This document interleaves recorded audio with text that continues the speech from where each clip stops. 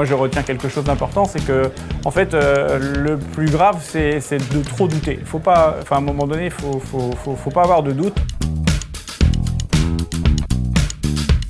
Donc moi je suis issu de la plasturgie depuis le plus jeune âge.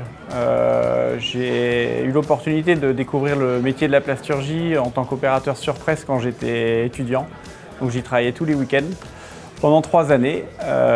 J'ai jamais quitté après le secteur de la plasturgie et en parallèle de ça, j'ai un peu surfé sur la vague Internet des années 90, donc en créant des sites web avec des amis de promo, avec des amis étudiants. J'ai également participé à une création dans le domaine de l'e-sport, donc des sports électroniques. Et puis après, je me suis épanoui dans le marketing, toujours dans le secteur du plastique. Et ensuite, j'ai dirigé le syndicat patronal de la plasturgie pour le Grand Ouest de la France, ce qui m'a mis en relation avec pas mal de chefs d'entreprise de la plasturgie et ce qui m'a amené à ce projet d'entrepreneuriat. Il y a beaucoup de succès desquels on ne retient pas forcément grand-chose parce qu'on est quand même complètement, je dirais, dans l'émotion et l'adrénaline du succès. Il y en a quand même un que je retiens particulièrement, c'est un marché qu'on aurait dû perdre, sur lequel on était plus compétitif et pour lequel, vu les niveaux attendus, il n'y avait a priori pas de solution. Et nous, on venait de reprendre l'entreprise et finalement, on a réussi à dépasser les croyances, à véritablement revoir tout le process.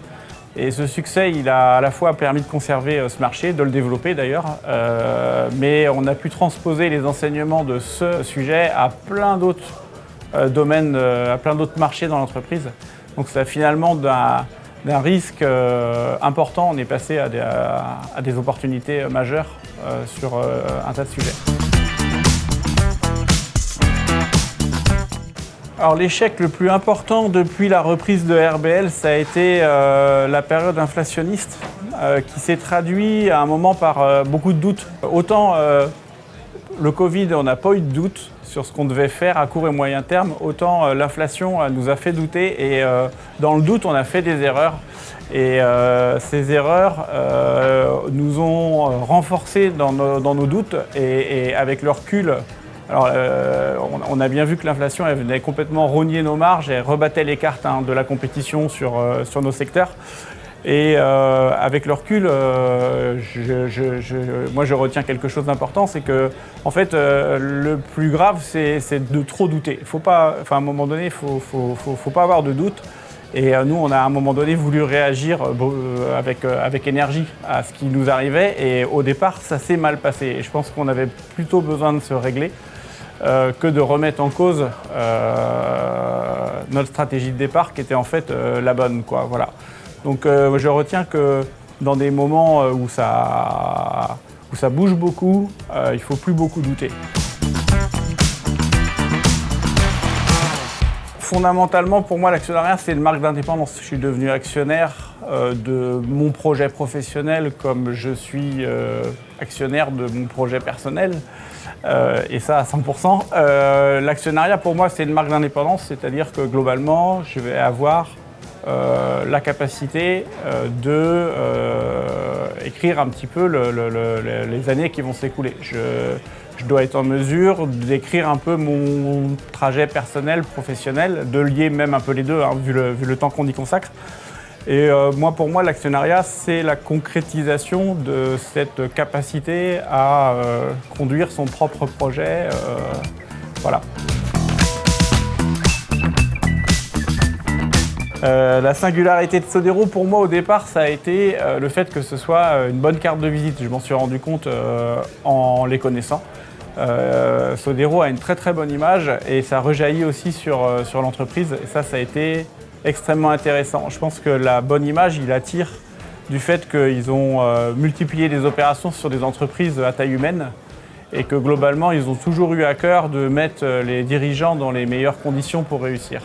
Et je pense que ça, globalement, ça a fait de Sodero vis-à-vis des institutionnels, des banques, de l'environnement général de l'entreprise, une très très bonne carte de visite. Et ça permet aussi à l'entreprise d'évoluer dans les meilleures conditions. j'avais un seul conseil à donner à un entrepreneur qui voulait se réaliser, je lui dirais d'écouter les bons conseils. Et voilà, de faire le tri, de ne pas avoir de doute. Il faut beaucoup d'audace.